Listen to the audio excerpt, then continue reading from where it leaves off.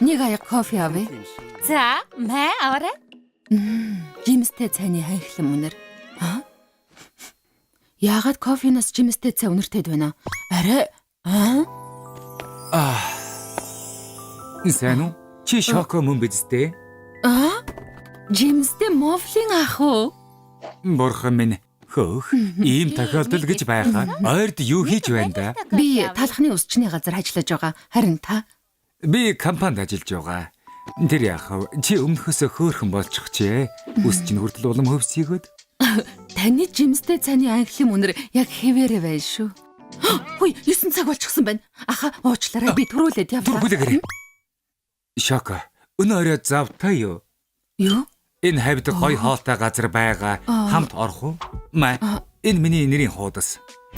Пирамид компани борлуулалтын ахлах. За.